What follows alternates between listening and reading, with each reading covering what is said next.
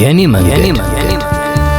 መንገድ ግለ ታሪክ በተድላ ተሾመ ተራኪ ሙሉ ብርሃን ይማነ።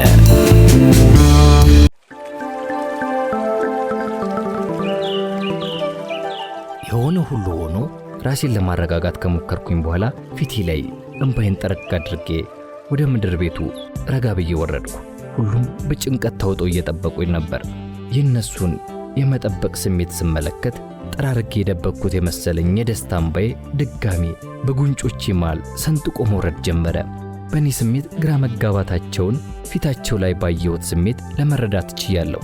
ስለዚህ ከዚህ በላይ ላስጨንቃቸው የምችልበት አቅም የለኝምና ደስታና እንባ ባወከው ድምፄ ቤተሰቦቼ እንዲመጡ ተፈቀደላቸው ብዬ ስነግራቸው ሁሉም ከመቅስፈት ከመቀመጫቸው ተነስተው በደስታ እየዘለሉ እየተቃቀፉ መሳሳም ጀመሩ። እኔም አውራውን እንዳገኘ የንብ መንጋ መጥተው በዙሪያ ከበውኝ ሲያበቁ በየተራቅፈው ሳሙኝ። በዚያ ያላበቃው ደስታቸው ከኔ ጋር እኩል ማልቀሱንም ተያያዙት። ከምወዳቸው ቤተሰቦቼ ጋር ከተለያየን ከ11 ወራት በኋላና በብዙ ተስፋ የመቁረጥ ደረጃ ላይ ያለሁ ነው በእግዚአብሔር ፈቃድ ቤተሰቤ ዳግም ሊሰባሰብልኝ የቻለው። ለአንደኛው ችግሬ መፍትሄ ሳገኝ በሌላኛው በኩል ደግሞ ሌላ ችግር እየተፈጠረ እንደሆነ አስተዋልኩኝ። እየኖርኩባት ያለሁባት ሀገር የጸጥታው ሁኔታ ከቀን ወደ ቀን ወደ ከፍተኛ ስጋት እየተሸጋገረ መጣ። በዩጋንዳ ምድር ስርዓት አልበኝነት ነግሶ ልክ እንደ ኢትዮጵያ ሕዝቡ ነፃነቱን ተገፎ ያለ ተጨባጭ ምክንያት ይታሰርባታል፣ ይገደልባታል። ሬሳ በየመንገዱ ዳር እንደ ተራ ቆሻሻ ተጥሎ ማየት የተለመደ ሆነ። በተለይ ከአንዳንድ የአገሩ ሰዎች ጋር ቴኒስ ስንጫወት ውለን ስናበቃ በቀጠሩ እንለያይና በማግስቱ በጸጥታ አካላት ታፍነው ተወስደዋል የሚል ዜና ይሰማል። በቅርብ የማውቃቸው ሰዎች በግፍ እየተገደሉ ባለበት ሀገር ውስጥ ቤተሰቦቼን ሰብስቤ ምን አይነት ሕይወት ለመኖር እንደምችል እያሰብኩኝ መጨነቅ ጀመርኩ። ተወልጄ ካደኩበት ሀገር የሸሸሁት ኢፍትሐዊ አሰራር በከተምኩበት ሀገርም እንደ አዲስ እየተቀሰቀሰ ስለሆነ አመለጥኩት ያልኩት የሰቀቀን ሕይወት ተከትሎኝ ዩጋንዳ ድረስ መዝለቁ አባባሰበት። ኑሮዬ ከሳት ወደ ረመጡ ሊሆንብኝ ይችል ይሆን እንዴ የሚል ስጋት እኔነቴን ተቆጣጠረው። ሆኖም ግን ነገሩን ከአቅሜ በላይ እንደሆነ ስላመንኩኝ እኔን መጠበቅ ለማይሰለቸው አምላኬ ትቼለት ዝምታን መረጥኩ። የወቅቱ የዩጋንዳ ፕሬዚዳንት አዲ አሚን ዳዳ በትምህርቱ ያልገፋ ከመሆኑም በላይ ስብዕና የሌለው ጨካኝ ወታደር ሲሆን የሰው ልጅ ስቃይ እየተመለከተ አንዳች የቅሬታ ወይም የሐዘኔታ ስሜት የማይነበብበት ደንታቢስ መሆኑ ሳይበቃው ጭካኔውና ቂመኛ መሆኑ አረመኔነቱን ይበልጥ ያጎላበት ነበር። እሱ ከሚያራምደው የፖለቲካ አቋም በተቃራኒው እንደተሰለፉ የጠረጠሯቸውንና ከሱ ጋር በግልጽ ያልቆሙትን ሰዎች እያሳደደ የሚያስገድል መሆኑ ሳይበቃው መግደልን እንደ ስፖርት የሚቆጠር ሰው ነበር ብዬ ብናገር ከእውነት የራቅ አይሆንብኝም። በየሳምንቱ ቅዳሜ ጠዋት ካምፓላ ከተማ መውጫ በስተደቡብ በኩል የሚገኝ አንድ ትልቅ ዛፍ ስር ወንጀለኞች ናችሁ ብሎ ያመነባቸውን ግለሰቦች ከትልቅ እስከ ትንሽ ሰብስቦ ሲያበቃ የጥይት ሩምታ በላያቸው ላይ እንዲርከፈከፍ እያስገደደ ያስረሽን ነበር። በተለይም ቡጋንዳ የተባሉትን የመሃል አገር ጎሳ አባሎች በጠቅላላው እንደ ተቀናቃኝ ስለሚቆጥራቸው በሆነ ባልሆነው ምክንያት እየፈጠረ ዘር ማጥፋት በሚመስል መልኩ ግድያ ይፈጽምባቸው ነበር። የዩጋንዳው ተወላጅ የሆኑት የዩጋንዳ ቤተክርስቲያን ሊቀ ጳጳስ በሀገሪቱ የሚፈጸመውን ወንጀልና ግፍ ያወግዙ ስለነበር እንዴት አድርጎ እሳቸው ላይ ግድያ እንዳስፈጸመባቸው ለመታዘብ ችያለሁ። ነገሩ እንዲህ ነው። አንድ ቀን በከተማዋ መሃል በሚገኝ ታላቅ ሆቴል ውስጥ ለባለስልጣናትና ለዲፕሎማቲክ አባላት የኮክቴል ግብዣ ተደርጎ ነበር። ለብዙ ጊዜ ራሳቸውን አግልለው ይቀመጡ የነበሩትን ሊቀ ጳጳስ በዚህ ግብዣ ላይ እንዲገኙ ተደርጎና በግብዣው ወቅትም እርቀ ሰላም እንደወረደ ለማስመሰል ፕሬዚዳንቱ ከሊቀ ጳጳሱ ጋር ሲጨዋወቱና ሲሳሳቅ በቴሌቪዥን እንዲታይ ተደረገ። በዚያን ሰዓት እኔ ግብዣው በተደረገበት ሆቴል ጎን በሚገኘው የካምፓላ ቴኒስ ክለብ ውስጥ ከአንድ ዩጋንዳዊ ጋር ቴኒስ እየተጫወትኩ ነበር። በመሃል አንድ ጥቁር ማርቼዲስ በፍጥነት እየተነዳ በአገሪቱ በመጥፎ ወደሚታወቀው የጸጥታ ቢሮ አቅጣጫ መታጠፊያ ላይ ሲደርስ ድንገት ደግሞ በተቃራኒው አቅጣጫ የወታደር ጂፕ መኪና በፍጥነት መጥቶ መንገዱ መታጠፊያ ላይ ቆመ። ከሁለቱም አቅጣጫ የመጡት መኪናዎች በድንገት ፍሬን ስለያዙ የተፈጠረው ድምፅ እጅግ በጣም ያስደነግጥ ነበር። የቆሙት የቴኒስ ክለቡ አጥር ጎን ስለነበር ሁሉንም ነገር በግልጽ የማየት ዕድል ነበረኝ። የጸጥታ ሰራተኞቹ ከጂፑ መኪና ላይ በፍጥነት ወርደው ማርቼዲስ ውስጥ የነበሩትን ተሳፋሪ ሊቀ ጳጳስ ወደ ጂፑ ጎትተው እንዲገቡ አደረጉ። ከዚያም ወደ ዩጋንዳ የጸጥታ ቢሮ ወሰዷቸው። ዞር ብዬ ስመለከት በዚያቸው ቅጽበት ከኔ ጋር ቴኒስ ሲጫወት የነበረው ዩጋንዳዊ በዚያ ቦታ ላይ መኖሩን ማንም ሰው እንዳያይ ስለፈለገ መሬት ለመሬት እየተሳበ ወደ መኪናው ውስጥ ገብቶ በፍጥነት ግቢውን ለቆ ወጣ። ሁኔታው እንደ ህልም ሆኖ እየታየኝ ጥቂት ከተወዛገብኩኝ በኋላ ወደ ቤቴ በቀስታ አዘገምኩ። ማታ ላይ ቴሌቪዥን ስከፍት የተመለከትኩት የምሽት ዜና ራሴን እስከምጠረጥረው ድረስ የተነገረውን ማመን አቃተኝ። የሊቀ ጳጳሱ መርቼዲስ መኪና በፍጥነት እየተነዳ ሲሄድ ተጋጭቶ በመከስከሱ ምክንያት የሊቀ ጳጳሱ ሕይወት አለፈ የሚል ነበር። በመቀጠልም አደጋ የደረሰበት የጳጳሱ መኪና ለሕዝብ እይታ እንዲውል ታስቦ በአንድ ስፍራ መቆሙም ተነገረ። የሕዝብ ጆሮና አይን ነው በሚባለው ሚዲያ እንዲህ አይነት ድፍረት የተሞላበት ውሸት መስማትና መመልከቴ ልቤን በከፍተኛ ሁኔታ አሳዘነው። ሆኖም ግን አደጋ የደረሰበት መኪና ቆሞ ወደ ተባለበት ስፍራ አመራውኝና መኪናውን አየሁት።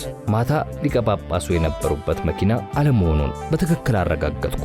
ሀገሪቱ በምን ያህል የዝቅጠት አስተዳደር ውስጥ እንዳለች እያሰብኩኝ ከማዘን በስተቀር ማድረግ የሚችለው ነገር እንደሌለ አምኜ ተቀመጥኩኝ። ሆኖም መንግስት ይፋ ያወጣው የፈጠራ ዜና እንደ ትክክለኛ መረጃ ተወስዶ ጉዳዩ በዚሁ መደምደሙ የሚያሳዝን ነው። እኔ የውጭ ሀገር ዜጋ በመሆኔ የጭካኔው ገፈት በቀጥታ ባይደርስብኝም ከየቤቱ የሚታፈሰው ሰውና እየተገደለ ሬሳው በየመንገዱ ዳር የሚጣለውን የአገሩን ሰው ማየቱ ሕሊናን በእጅጉ ያስጨንቅ ነበር። የነበረ ሁኔታ በኢትዮጵያ ሰማይ ስር ይደረግ ከነበረው ጸያፍ ድርጊት ጋር ተመሳሳይነት ስለነበረው ፍጹም የመንፈስ መረበሽ በእኔነቴ ላይ ነግሶ ተቸገርኩኝ። ሌላው አስቸጋሪ የሆነብኝ ነገር ፓስፖርቴን ለማሳደስ ምን ማድረግ እንዳለብኝ በትክክል አለማወቄ ነበር። ይሁን እንጂ ላስጨነቀኝ ነገር መፍትሄ ፍለጋ በናይሮቢ የኢትዮጵያ አምባሳደር ለነበረው ለወዳጄ ለአምባሳደር መንግስቴ ደስታ ስልክ ደውዬ አማከርኩት። ስምህ ሀገር ጥሎ ከኮበለሉት ባለስልጣን መካከል የተካተተና ፓስፖርታቸው እንዳይታደስ ከተከለከሉት አንዱ ቢሆንም ምናልባት ፓስፖርትን ለማሳደስ ብታቀርብ መታደሱ ቀርቶ የምትነጠቅ ይሆናል ሲል በቅንነት አስጠነቀቀኝ። አምባሳደሩ ይህንን እንደነገረኝ እጅግ በጣም ተበሳጨው። ፓስፖርቴ የዜግነቴ መታወቂያ ስለሆነ ማንም አካል ያለ ሕግ መብቴ ሊገፈኝ የማይችል መሆኑን በመግለጽ መንግስት ያሳለፈው ውሳኔ ሕገ ወጥ መሆኑን አስረግጬ ለደርግ መንግስት የመረረ ደብዳቤ ጽፌ ላኩ። ይህ በእንዲህ እንዳለ የደርግ መንግስት ከዲያስፖራው ጋር እርቀ ሰላም ለማውረድና ብሎም ወደ ሀገር ቤት እንዲመለሱ ለማባበል መልእክተኞችን በየሀገሩ መላክ ጀመረ። ወደ ናይሮቢ የመጣው ቡድን በውጭ ጉዳይ ሚኒስትሩ የሚመራ ነበር።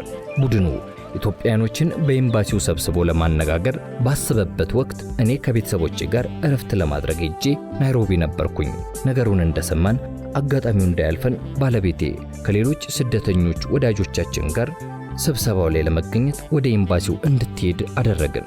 ስብሰባው ላይ በውጭ ጉዳይ ሚኒስትሩ አማካኝነት ከተነሱት ነጥቦች መካከል አንዱና ዋነኛው ሀገሪቱ ሰላም መሆኗንና በዚያ ጊዜ ምንም አይነት የሚያስፈራ ነገር አለመኖሩን በቃል በማረጋገጥ ተሰብሳቢውን ለማሳመን ሰፊ ማብራሪያ መስጠት ነበር። ባለቤቴ በእኔና በመሰል ኢትዮጵያዊ ዜጎች ላይ የተወሰደውን ሕገወጥ እርምጃ በማስታወስ የሚያብራራ ነገር የለም ተብሎ የተነገረውን የማባበያ ሐሳብ ማንም ሊያምን እንደማይችል በጥያቄ መልክ አቀረበች። የተነሳው ጉዳይ ከፍተኛ ትኩረትን ስለሳበ ወዲያውኑ የኔን ጉዳይ የሚመረምር ልዩ ኮሚቴ ተቋቋመ። የኮሚቴው ሰብሳቢ ሆኖ የተሰየመው በውጭ ጉዳይ የአፍሪካ ክፍል ኃላፊ የነበረው ወዳጄ ጉዳዩን በዝርዝር የሚያውቀው አምባሳደር ብርሃኑ ዲንቃ ነበር።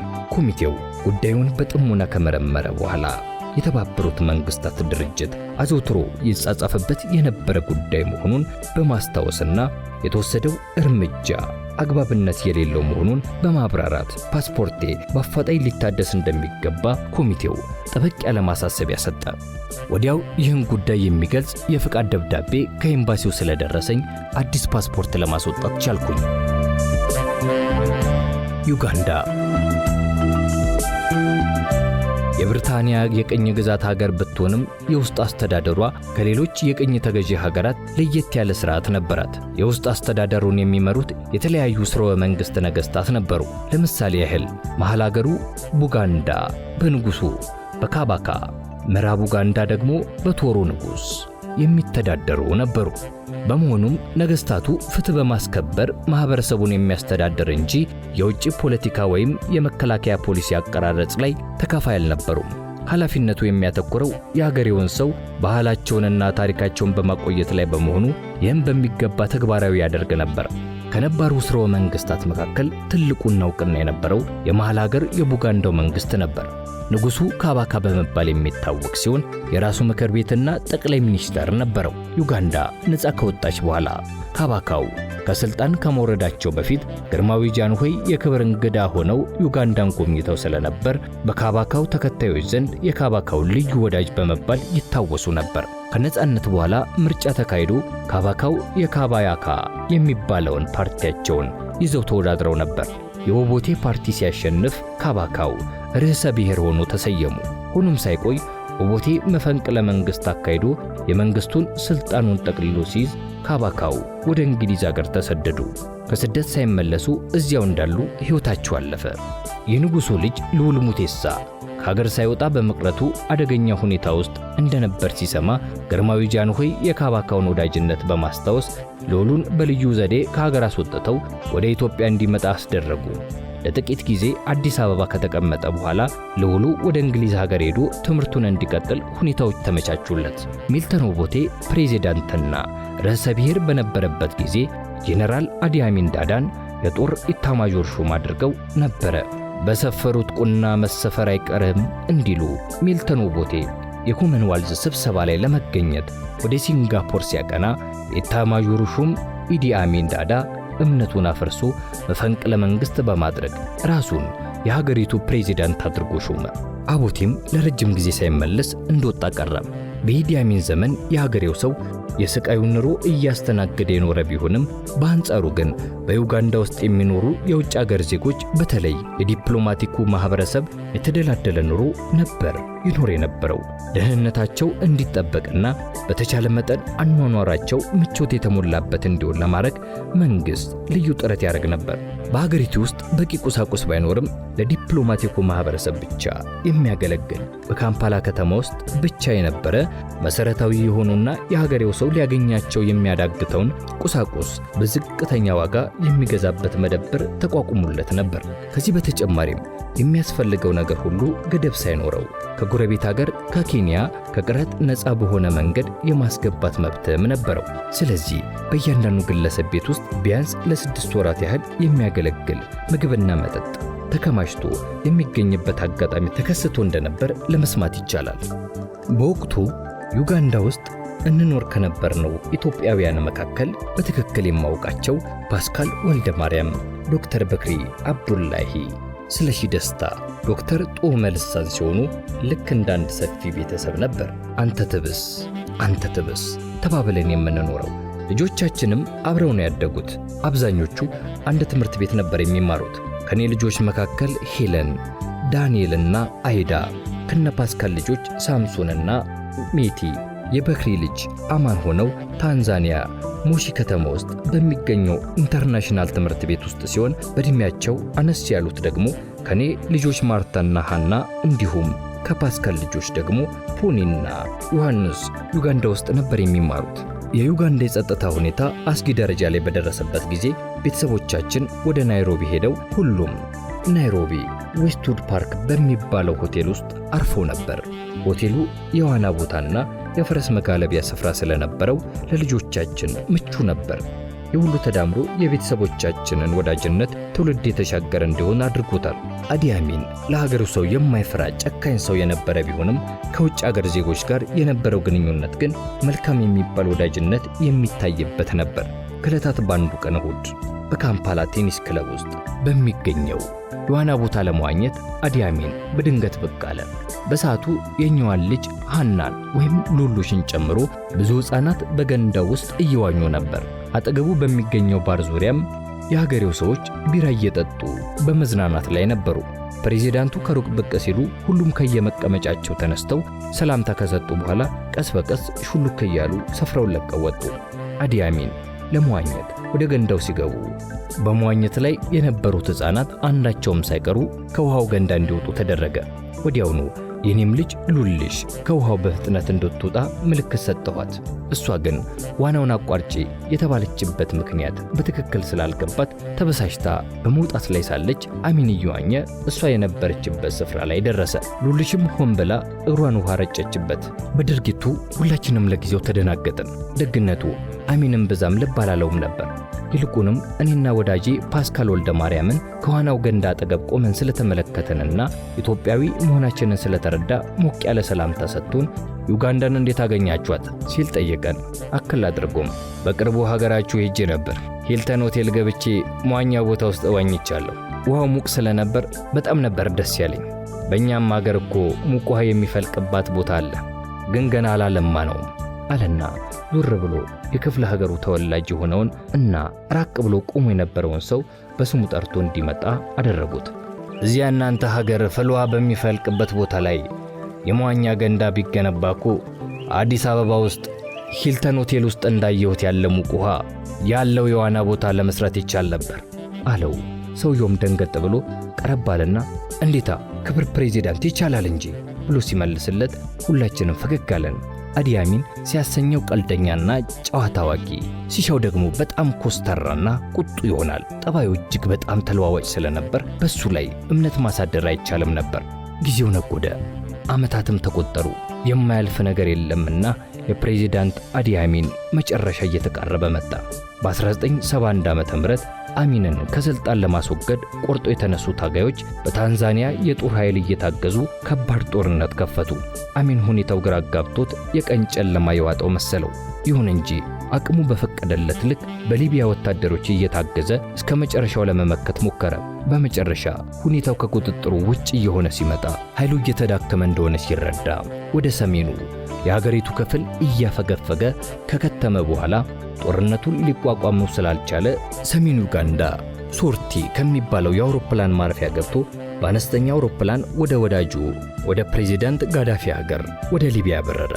በመሃል ጦርነቱ እየተፋፋመ ሲሄድ ሁኔታው አደገኛ የሆነ በመምጣቱ በመጀመሪያ የተመድ ሰራተኛ ቤተሰቦች ከሀገር እንዲወጡ ታዞ ስለነበር እኔም ቤተሰቤን በመኪና ይዤ በአስቸኳይ ወደ ናይሮቢ ኬንያ ሄጄ ድንበር ላይ በምትገኘው ከተማ ኤልዶሬት ላይ ቆይታ አድርጌ ነበር።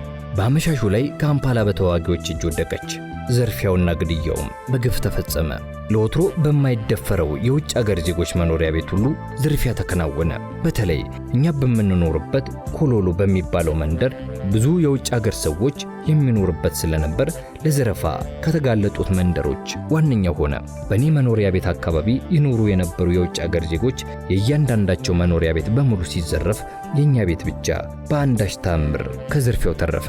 ከጊዜ በኋላ ነገሩን ሳጣራ በዘመኑ ጎረቤታችን የነበረ አንድ ሰው ከድል አድራጊዎቹ ታጋዮች የከፍተኛ አመራሮች ጋር የቅርብ ግንኙነት ስለነበረው በሱ ጥረት የኔ መኖሪያ ቤት ግቢ ሳይደፈር እንደቀረ ተረዳው። የሆነ ሁሉ ሆኖ አሚን ከስልጣን ከተወገደ በኋላ የሀገሪቱን ሰላም ለማስመለስ ረጅም ጊዜ ወስዷል። ቀደም ሲል እንደተመለከተው አሚን ከወደቀ በኋላ በነበሩት ጥቂት ተከታታይ ወራት ውስጥ ብቻ 3 ፕሬዝዳንቶች የተለዋወጡ ሲሆን በመጀመሪያ ስልጣን የያዙት በታንዛኒያ መንግስት ድጋፍ የነበራቸው ታዋቂው የማክረሪ ዩኒቨርሲቲ የቀድሞ ፕሬዝዳንት ፕሮፌሰር ሎሌ ነበሩ። ሆኖም እሳቸው ብዙ ሳይቆዩ በውጭ ሀገር በስደት ላይ ይኖሩ በነበሩት ቢናይንሳ በተባሉ የህግ ባለሙያ ተተኩ። ከዚያም ወዲያውኑ መፈንቅለ መንግስት ተደርጎ ጄኔራል ኦኬሎ የተባለ የወታደር አዛዥ ስልጣኑን ወሰደ። በመቀጠልም የታንዛኒያ መንግስት የሚደግፋቸውና ቀደም ሲል በአዲ አሚን መፈንቅለ መንግስት ከስልጣን ተወግዶ በስደት ይኖር የነበረው የቀድሞ የሀገሪቱ ፕሬዝዳንት ሚልተን ኦቦቴ ስልጣኑን እንደገና እንዲረከብና በአጭር ጊዜ ውስጥ ምርጫ እንዲካሄድ ተደረገ። ቀደም ሲል ምርጫው ተጭበርብሯል በማለት የምርጫውን ውጤት ያልተቀበለው በወጣቱ ታጋይ በያወሬ ሙሴቬኒ ይመራ የነበረው ቡድን የተቃውሞ ትግሉን ለማካሄድ በድጋሚ ወደ ጫካ ገብቶ ጦርነት ከፍቶ ከረጅም ትግል በኋላ ተሳክቶለት በትረ መንግስቱን ጨበጠ። የቡጋንዳ ሕዝብ ድጋፍ ለማግኘት ይመስላል ከዓመታት በኋላ የካባካው አስከሬን ከለንደን መጥቶ ካምፓላ ከተማ በሚገኘው የቡጋንዳ ነገሥታት መካነ መቃብር ውስጥ በክብር እንዲያርፍ ተደረገ። በተመሳሳይ መልኩ የጨካኙ የኢዲ አሚን አስከሬንም ዩጋንዳ ትውልድ መንደር ውስጥ በክብር እንዲያርፍ በማድረግ ጠቅላላ እርቀ ሰላም ለማውረድ ተሞክሯል።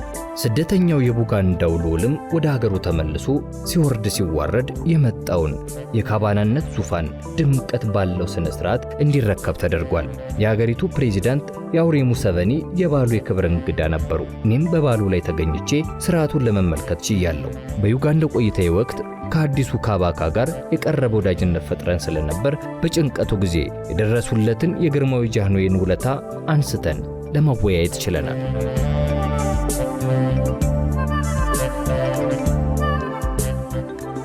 መርዶ ሰኔ 12 በ1969 ዓ.ም ከቤተሰቦቼ ጋር በተሰባሰብን በሁለተኛው ዓመት የሕይወቴ መንገድ ላይ ጨለማን የሚያጠላ ዜና ደረሰኝ። ፍቅሯንና መውደዷን ያለ ገደብ ስትሰጠኝ የኖረችው የኔን ህልም ለማሳካት የሷን መኖር ችላ ብላ ጊዜዋን የሰዋችው ያቺ ብርቱ ሴት ወላጅ እናቴ ከዚህ ዓለም በሞት መለየቷን ሰማሁ። ምንም እንኳን መታመሟንና በሕክምና ላይ መሆኗን ቀደም ብዬ የማውቅ ቢሆንም እንደምትድን ግን ጽኑ እምነት ነበረኝ። ስለ በሽታዋ ትክክለኛውን ነገር ለማወቅ በቀጥታ ዶክተሯን አነጋግሬ ቁርጤን ለማወቅ ፈለግኩ። እንደ አጋጣሚ ሆኖ ጤንነቷን ይከታተል የነበረው ሐኪም የቀድሞ የኮሌጅ ባልደረባዬ ዶክተር ሽመልስ ገበየው ስለነበር በቀጥታ ስልክ ደውዬለት ስለ ሁኔታዋ በግልጽ እንዲነግረኝ ጠየቅኩት። እርሱም ወደ ሀገር ቤት ለመመለስ እንደማልችል ያውቅ ስለነበር ስለ ህመሟ አጠቃላይ ምንነትና ጠንከር ያለ ስለመሆኑም በዝርዝር አስረዳኝ። የሰማሁትን ነገር ከሚያስታምሟት ቤተሰቦቿ ደብቄ የጠየቀችውን ሁሉ እንዲያረጉላትና ፈጽሞ ከጎኗ እንዳይለዩት ተማጸንኳቸው። ምንም እንኳን ሆስፒታል እያለች በስልክ በየቀኑ የማነጋገር ዕድል የነበረኝ ቢሆንም እንደ እናት እጇን ጨብጬ ለአጽናናት ባለመታደሌ አምርሬ ያዘንኩ።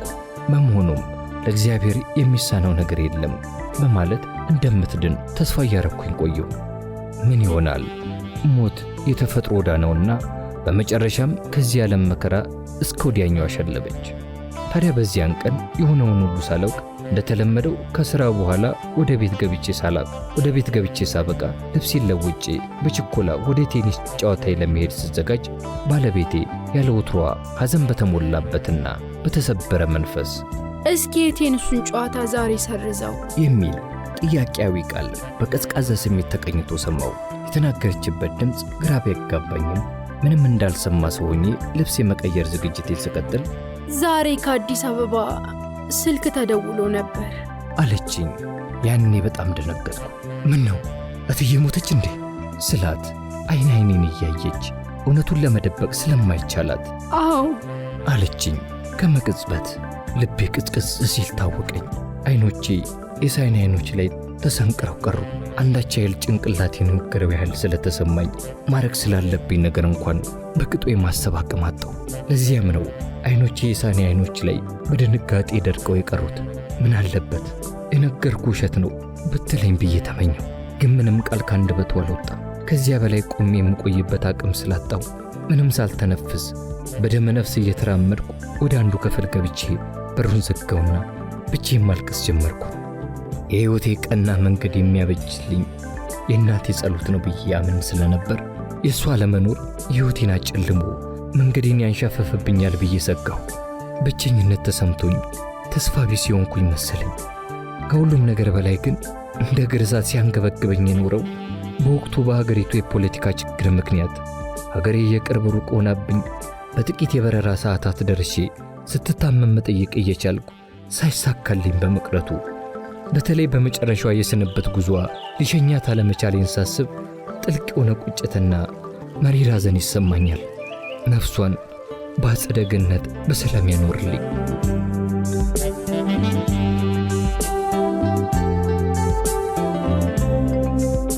ጉዞ ወደ ቦትስዋና።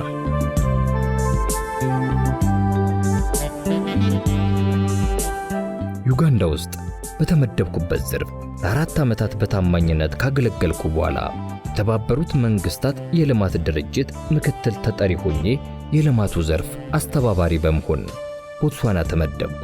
ቤተሰቦቼ በዩጋንዳው ጦርነት ምክንያት በጊዜያዊነት የሚኖሩት ናይሮቢ ስለነበር በናይሮቢ በኩል አልፌ እነሱን ይዤ በደቡብ አፍሪካ ከተማ በጆሃንስበርግ በኩል ወደ ቦትስዋና ከተማ ሃምበሮኔ ተጓዝን። የሃምበሮኔ ከተማ የተመሰረተው ቦትስዋና ከእንግሊዝ ቅኝ ግዛት ነፃ በወጣችበት ዘመን በ1954 ዓ.ም ነበር። ከተማዋም የተመሰረተችው ለ40,000 ሰው ብቻ መኖሪያ እንድትሆን ታስቦ ነበር። ባንኮች፣ ሆቴሎች፣ ሲኒማ ቤቶች፣ ሱፐርማርኬቶችና ልዩ ልዩ ሱቆች ሁሉ ተሰባስበው በአንድ የከተማዋ እምብርት ስፍራ ላይ ነው የተቀመጡት። ከህዝቡ ቁጥር ማነስና ከከተማዋ ጥበት የተነሳ የከተማዋ ነዋሪዎች እርስ በራሳቸው ይተዋወቁ ነበር። ግለሰቦች በሚነዷቸው መኪኖች ቀለምና አይነት እንኳን ይለዩ ነበር። በዚያ ጊዜ ከተማዋ ሰላም የሰፈነባት እና ስርቆት የሌለባት በመሆኗ ገበያው አካባቢ መኪና ያቆመ ሰው መኪናውን መቆለፍ አያስፈልገውም ነበር። በአንድ የተመረጠ ኢንተርናሽናል ሆቴል ካረፍን በኋላ ከከተማው ብዙም ሳይርቅ አዲስ ወደ ተሰራ የመኖሪያ ሰፈር ሄደን የሚከራይ ቤት ጠይቀን አገኘንና ከነበርንበት ሆቴል ወጣን። ሀገሩ በረሃ ቀመስ ስለሆነ ከግቢው ውስጥ ከአንዳንድ የግራር ቁጥቋጦ በስተቀር ሳርም ሆነ ሌላ እጽዋት አይታይበትም ነበር። ስለዚህም ሳር፣ አበባ ዛፍና ሐረግ በመትከል ቦታውን የማስዋብ ኃላፊነት የቤተሰቡ ሥራ ነበር። በአጭር ጊዜ ውስጥ ግቢውን በእጽዋትና በሐረግ አስዋብ ነው። ቦትስዋና ዝናብ በናፍቆት የምትጠብቅ ሀገር በመሆኗ ለውሃ ከፍተኛ ዋጋ ትሰጣለች። ነገሩን ይበልጥ ትኩረት ለመስጠት ያህልም የሀገሪቱ ገንዘብ የሚጠራው ፑና ውሃ በመባል ነው። የመጠጥ ውሃ የሚገኘው ከከርሰ ምድር ሲሆን አገሪቱ ከፍተኛ የማዕድን ሀብት አላት። ዕንቁ ወይም ዳይመንድ በሰፊው የሚመረትባት ሀገር ስለሆነች የሀገሪቱ ዋነኛ የውጭ የምንዛሪ ምንጭ የያዘው የዕንቁ ኤክስፖርት ነው። ቦትስዋና ከፍተኛ ቁጥር ያለው የቀንድ ከብትን ባለቤት ናት። እንደ ባህል ሆኖ የከተሜው ሰው በገጠር የትውልድ ስፍራው የከብት እርባታ ላይ የሚሳተፍ ስለነበር ከከተሜው በየሳምንቱ መጨረሻ ላይ ወደ ገጠር እየሄደ ለከብቶቹ አስፈላጊ የሆነውን ነገር ሁሉ ያሟላ ነበር። በፖለቲካው ረገድ ቢሆንም ቦትስዋና የላቀ የዲሞክራሲ ስርዓት ያላት ሀገር ናት። ነፃነቷን ካገኘችበት ጊዜ ጀምሮ ነፃ ምርጫ እያደረገች የመንግስትን ስልጣን በሰላምና በስርዓት በማስተላለፍ የታወቀች ሀገር ናት። ሃምበሮኔ ከቆየን ከአንድ ዓመት በኋላ የሀገሪቱ የመጀመሪያው ፕሬዝዳንት የነበሩት ሲሪል ራማፎሳ ከዚህ ዓለም በሞት ስለተለዩ የሀገሪቱ ሕገ መንግሥት በሚያዘው መሠረት የቀብሩ ሥነ ሥርዓት ከመፈጸሙ በፊት አዲስ ፕሬዝዳንት መሰየም ስለነበረበት ምክትላቸው የነበሩት ባለሥልጣን በሰለጠነ መንገድ ቃለ መሐላ ፈጽመው የፕሬዝዳንቱን ቦታ እንዲረከቡ ሲደረግ ተመልክቻለሁ። ቦትስዋና እውነተኛ ዲሞክራሲ በተግባር የሚታይባት ሀገር መሆኗን የሚያውቃት ሁሉ ይመሰክርላታል። ቦትስዋና ሁሉንም የመንግሥት ኃላፊነት የሚሸፍን የራሷ የሆነ በቂ የተማረ የሰው ኃይል አልነበራትም። ስለዚህ ብዙውን የመንግሥት ኃላፊነት ቦታ የምትሞላው በእርዳታ በሚገኙ በውጭ አገር ሰዎች ወይም በቀጥታ በመቅጠር ነበር። ከውጭ አገር የሚመጡ ተቀጣሪዎች ሁሉ በሥራቸው እንደ አገሬው ሰው ሁሉ የማስፈጸም ሥልጣን ይሰጣቸዋል። ይሁን እንጂ ለነገሩ ብዙም ስለማይጨነቁለት አንዳንዴ በጥብቅ ጉዳይ መጋጨት ሊፈጠር የሚችልበት አጋጣሚ ይከሰታል።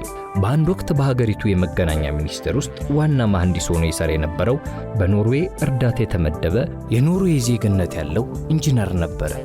ከዚያም ከኖርዌይ መንግሥት ተጨማሪ እርዳታ ለማግኘት ሲባል የኖርዌው መሐንዲስ የቦትስዋና መልእክተኞች መሪ እንዲሆን ተሰየመ።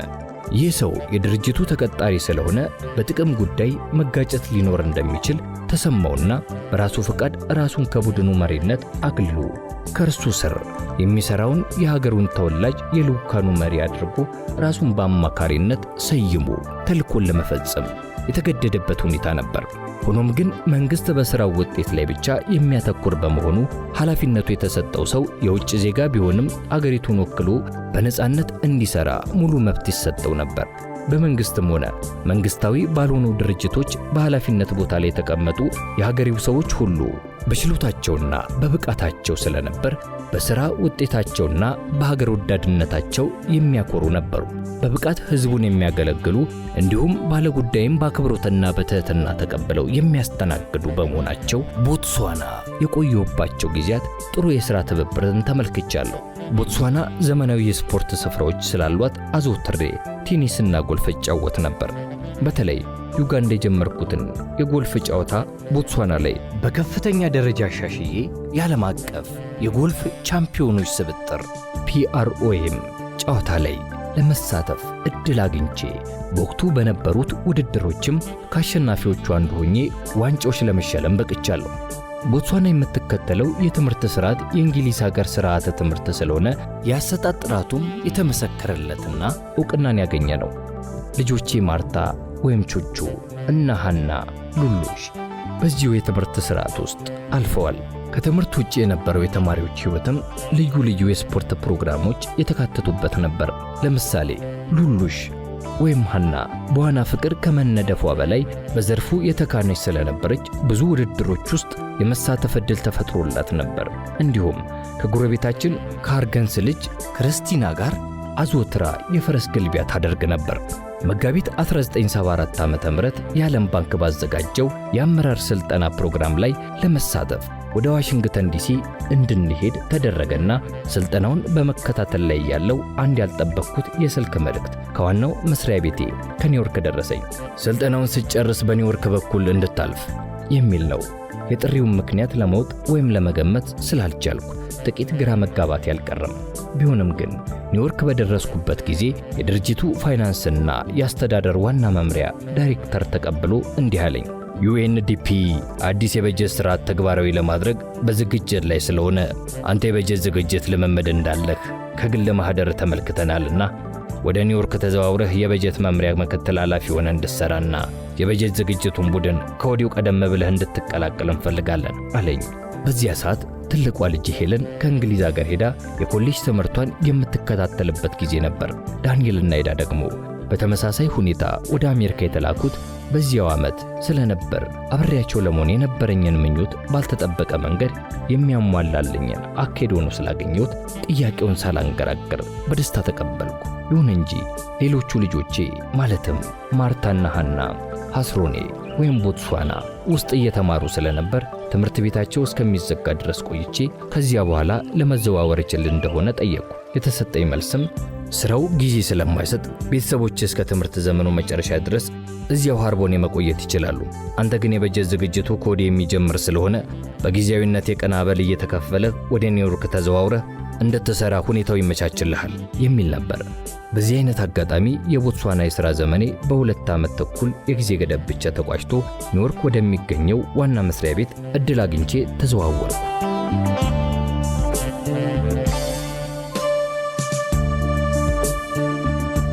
የኒውዮርክ ዝውውር በ1974 ዓ.ም የካቲት ወር ላይ አዲሱን ስራዬን ለመጀመር ኒውዮርክ ከተምኩ። ከጥቂት ወራት በኋላም የቤተሰቦቼ መምጫ ጊዜ ስለተቃረበ ጥራት ያለው ትምህርት የሚሰጥበት የትምህርት ተቋምና ለመስሪያ ቤቴ ምቹ የትራንስፖርት መስመር ያለበትን ሰፈር መርጬ አቅሜንና ፍላጎቴን ያገናዘበ ቤት ፈልጌ መግዛት ነበረብኝ። የማባክነው ጊዜ ሳይኖር ፍለጌን በደላላ አጋዥነት ተያዝኩት። ብዙ አማራጮችን ካየሁ በኋላ ዌስትቸስተር ካውንቲ ዋይት ፕሌንስ ግሪንበርግ ዲስትሪክት ውስጥ ጋራናዳ በሚባል አዲስ የተገነባ ኮንዶሚኒየም ውስጥ አፓርትመንት ገዛው። ከ4 ወራት በኋላ የሃርሞኒው ትምህርት ቤት ሲዘጋ ቤተሰቦቼ ከቦትስዋና ወደ ኒውዮርክ ሲመጡ ያላንዳች ችግር አዲሱን የአሜሪካውን ሕይወት በራሳችን መኖሪያ ቤት መኖር ጀመርን። ለተከታታይ 8 ዓመታት ያህል እዚህ አፓርትመንት ውስጥ ኖርን። በዚያም ሄለንን፣ ዳንኤልን፣ አይዳንና ማርታን እንዲሁም ደግሞ እህቴን ትዕግስቱ አለልኝን ድሬበታለሁ። ከዚያም አልፎ የወንድሜን ልጅ ገሊላ ማረንና የወዳጅ ዘመዶቻችንን ልጆች ቤቢ ደምሴንና ማቲ ፓስካልን ጨምሮ በረፍት ጊዜያቸው አስተናግደንበታል። የኛ ልጆች ለረፍት ሲመጡ ቁጥራቸው ቢበዛም ሁሉም በፍቅርና በመተሳሰብ በስነ ስርዓትና በደስታ እንዳንድ ቤተሰብ አብረው ይኖሩ ስለነበር የቁጥራቸው መብዛት አይሰማንም ነበር። እኔና ባለቤቴ የቤተሰቦቻችን አንጋፎች በመሆናችን ቤታችን የቤተ ዘመድ መሰባሰቢያ ነበር። በተለይ የልደትና የትንሣኤን እንዲሁም በሰሜን አሜሪካ በሰፊው የሚከበረውን ታንክስጊቪንግ በመባል የሚታወቀውን የምስጋና ማቅረቢያ ቀን በአንድነት ለማክበር እህቶቻችንና ወንድሞቻችን ከነሙሉ ቤተሰቦቻቸው የሚሰባሰቡት በእኛ ቤት ነበር። በ1974 ዓ.ም ነው ወቅቱ የተባበሩት መንግስታት የልማት ፕሮግራም አዲስ የበጀት ዝግጅት ስርዓት ለማዘጋጀት ያሰበበት ጊዜ ነበር። ድርጅቱ በተለያዩ ሀገራት ገንዘብ ከረንሲ ስለሚጠቀምና የኢኮኖሚ አቅማቸውም የተለያየ ስለሆነ በበጀት ዓመት ውስጥ በምንዛሬ ለውጥና በዋጋ ግሽበት የተነሳ ከፍተኛ የበጀት ልዩነት ሲከሰት ስለሚታይ አዲሱ ስርዓት የዚህ ልዩነት ምንጭ ለይቶ ለማሳየት የሚያስችል እንደሚሆን ይታመንበታል። ስርዓቱን ለመገንባትና የመጀመሪያው ሙከራ የሚደረግበት ደረጃ ላይ ለማድረስ 3 ወራት ያህል ወስዷል።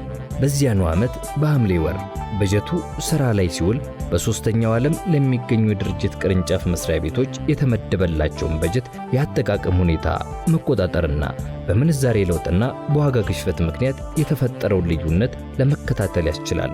በዚህ ክትትል የተገኘው መረጃ ለሚቀጥለው የበጀት ዓመት የበጀት ዝግጅት ግብዓት እንዲሆን ይደረጋል። በዚህ የሙያ ዘርፍ ለ2 ዓመታት ያህል ካገለገልኩ በኋላ የድርጅቱ የአፍሪካ አህጉር የልማት ገንዘብ አስተዳዳሪ ሆኜ ወደ አፍሪካ ቢሮ ተዘዋወርኩ።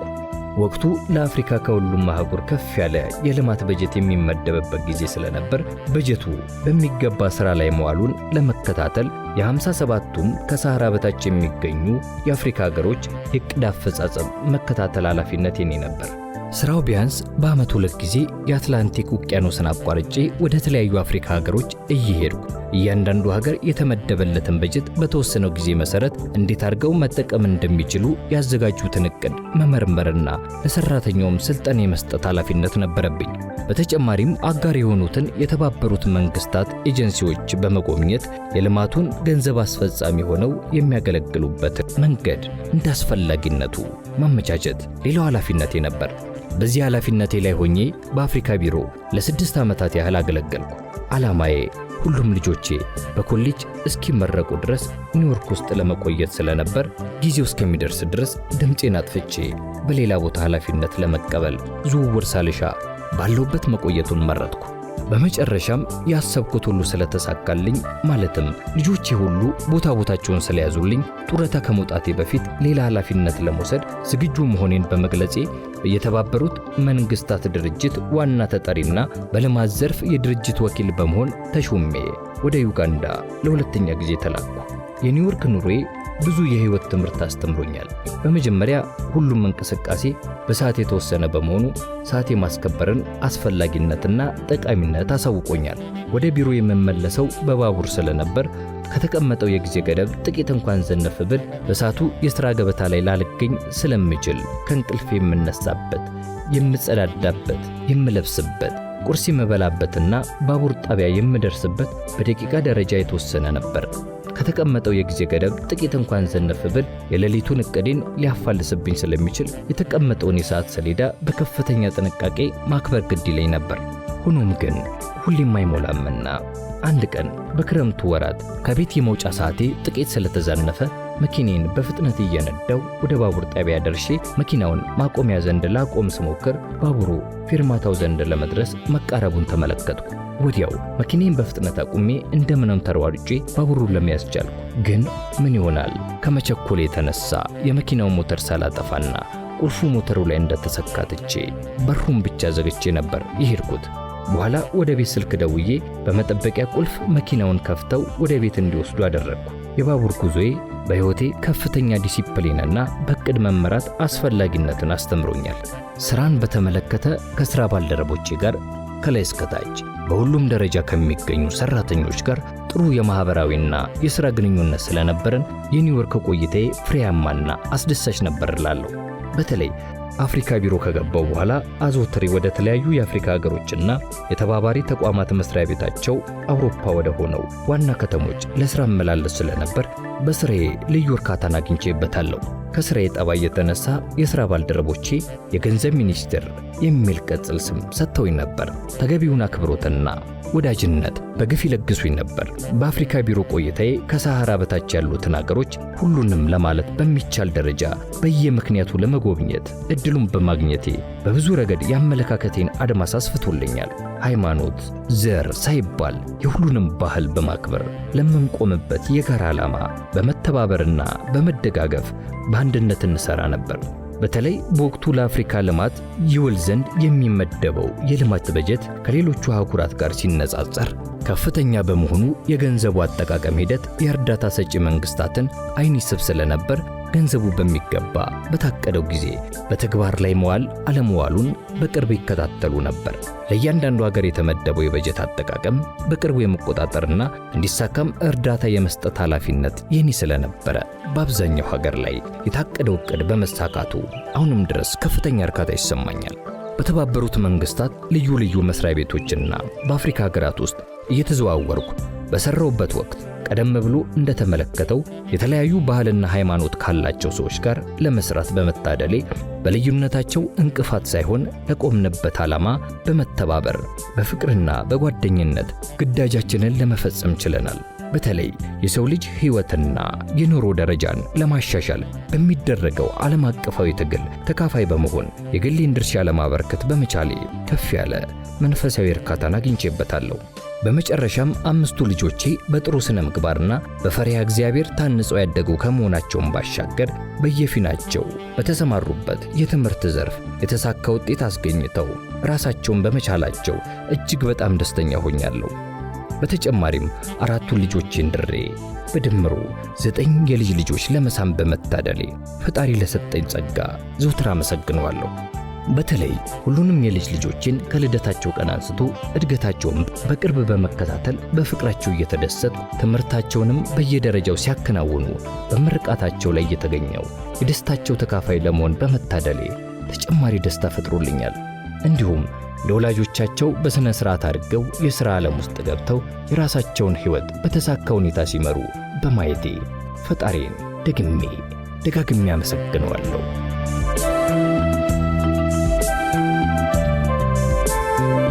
የኒውዮርክ የቤተ ክርስቲያን አገልግሎት።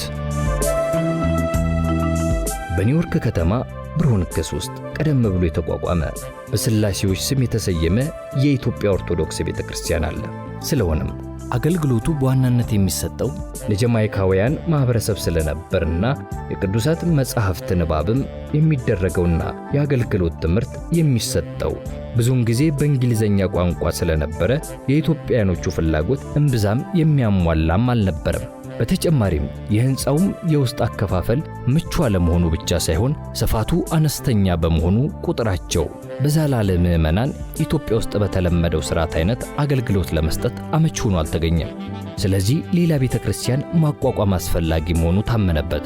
በኋላም በስደት ላይ በሚገኙት በብፁዕ አቡነ ጳውሎስ በኋላ 7ኛው ፓትርያርክ መሪነት አዲስ ቤተ ክርስቲያን የማቋቋም ሂደት ተጀመረ።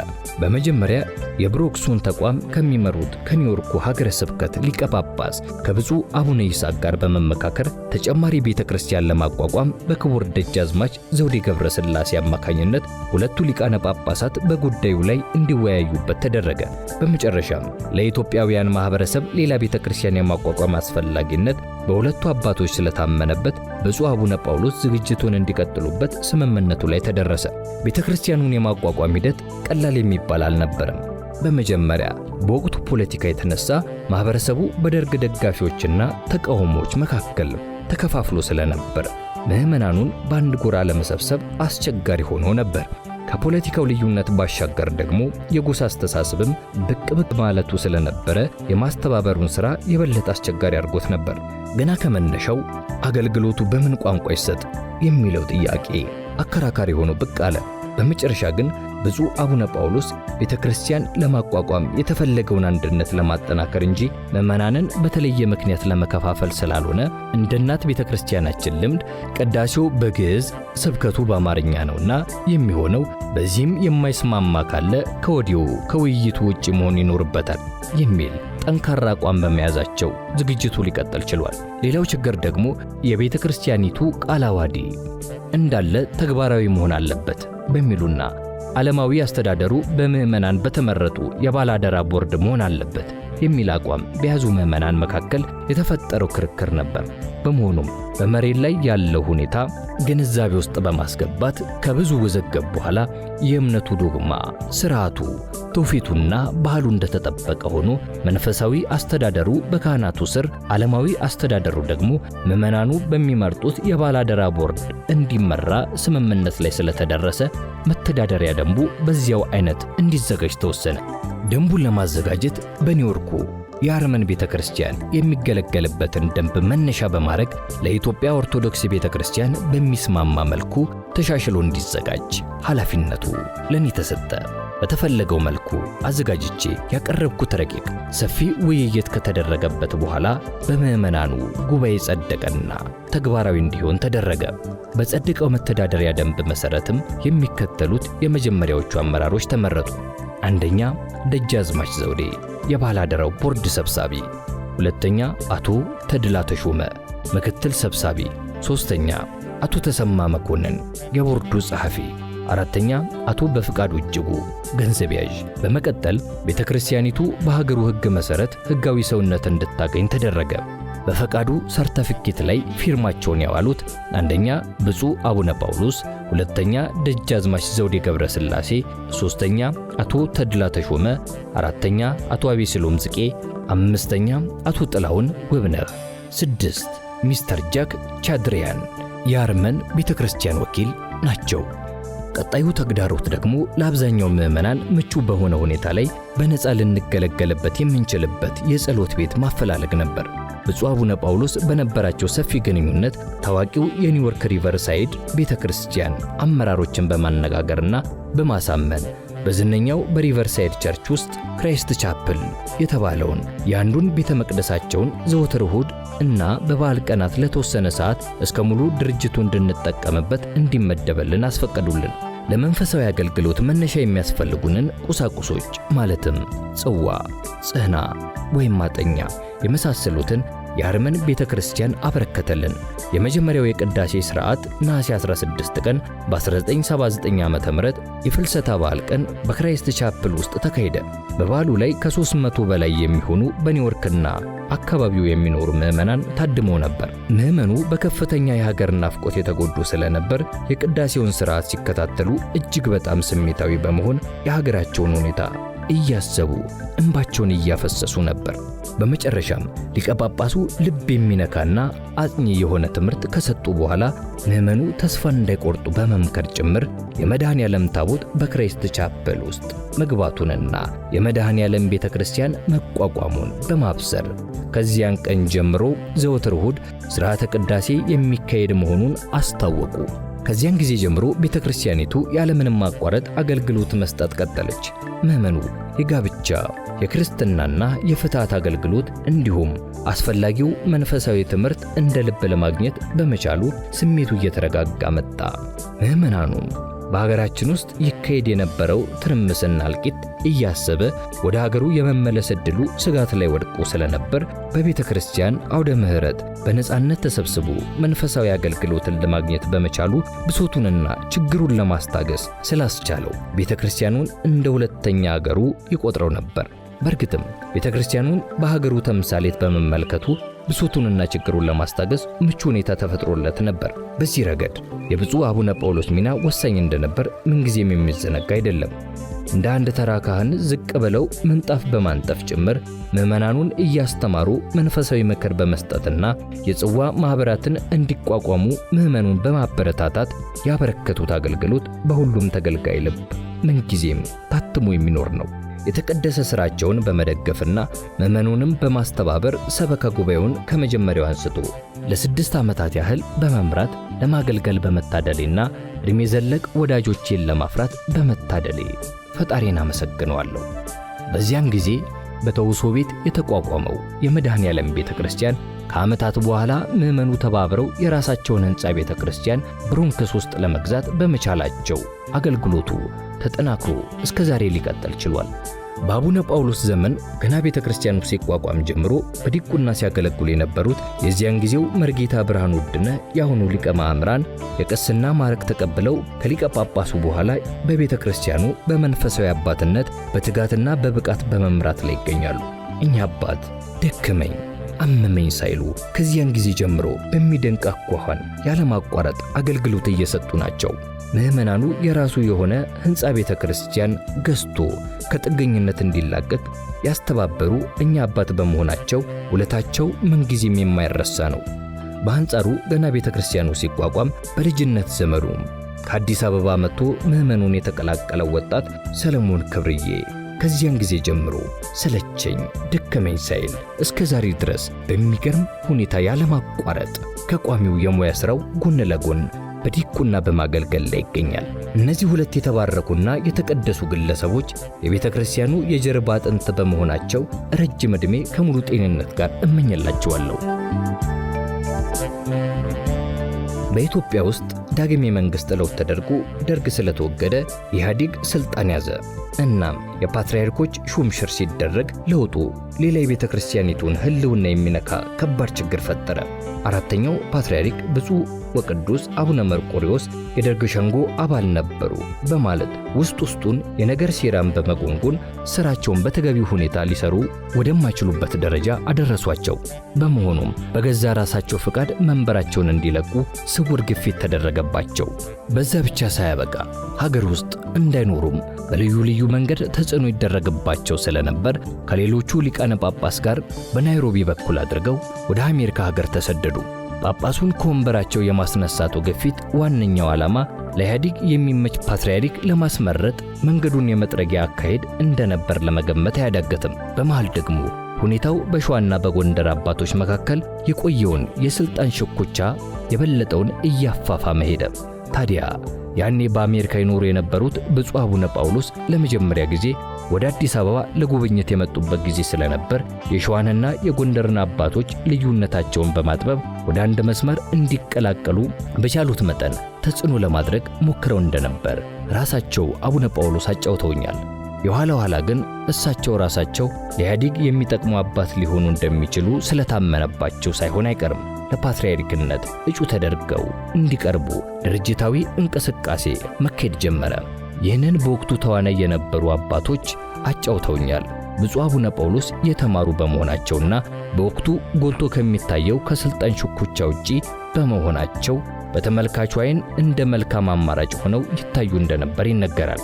የሆነ ሁሉ ሆነና ከተካሄደው ምርጫ በስተጀርባ በነበረው ስውር የመንግስት ተጽዕኖ አማካኝነት ጭምር በሀገር ውስጥም ብዙም የማይታወቁት ሊቀ ጳጳስ አቡነ ጳውሎስ አምስተኛ ፓትርያርክ ሆነው በድምፅ ብልጫ ተመርጠው ተሾሙ። ከላይ የተመለከተው እንደተጠበቀ ሆኖ ምርጫው በትክክል የተካሄደ ለመሆኑ የሲኖዶሱ ቃለ ጉባኤ ያረጋግጣል። አራተኛው ፓትርያርክ አቡነ መርቆሬዎስ ከሀገር መውጣታቸውን ተከትሎ በፓትርያርክ ላይ ሌላ ፓትርያርክ ሊሾም አይገባውም የሚል ተቃውሞ በአዲሱ ፓትርያርክ ላይ ተነሳ።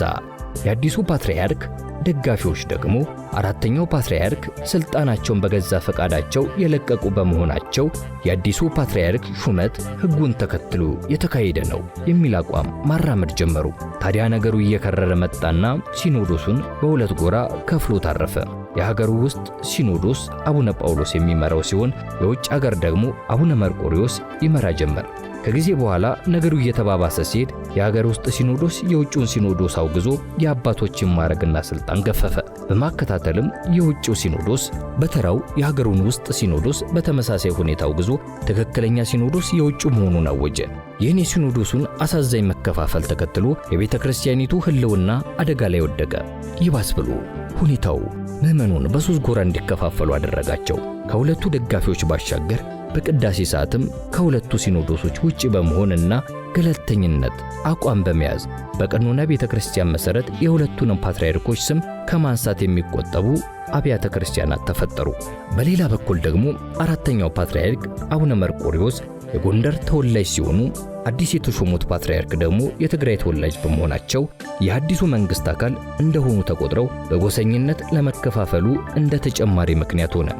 ይህ በእንዲህ እንዳለ ብፁዕ አቡነ ጳውሎስ በፓትርያርክ ምርጫ ለመወዳደር ኒውዮርክን ለቀው ወደ አዲስ አበባ በመመለስ ላይ ሳሉ ምዕመኑን ለመሰናበት ወደ ሎስ አንጀለስ ሄዱ። ቀደም ሲል ባልታወቀ ምክንያት ሊቀ ጳጳሱ ዘረኛ ናቸው የሚል ሐሜት ከወዲሁ መናፈስ ጀምሮ ስለነበር ሎስ አንጀለስ ሲደርሱ ሐሜቱን ለማስተባበል ያህል በስንብት ንግግራቸው እኔ በዘረኝነት ልታማ አይገባኝም፣ በቅርብ የሚያውቁኝ ይመስክሩ፣ ዘረኛ ነህ ከተባልኩ የትግርኛ ቋንቋ የሚናገሩትን መንፈሳዊ ልጆችን በቋንቋቸው ሳላናገራቸው በመቅረቴ ይቅርታ ልጠይቃቸው ይገባል በማለት ቅሬታቸውን አሰሙ። ያነጋገራቸው የተለየ ትርጉም ተሰጥቶት በዘረኝነት የበለጠ እንዲወቀሱ ምክንያት ተደርጎ ተወሰደ። በዓለም ዙሪያ የተቋቋሙት የኢትዮጵያ ኦርቶዶክስ ተዋሕዶ ቤተክርስቲያናት በአንዱ ወይም በሌላኛው ጎራ በመሰለፋቸው የምዕመናን መከፋፈል እየተባባሰ ሄደ።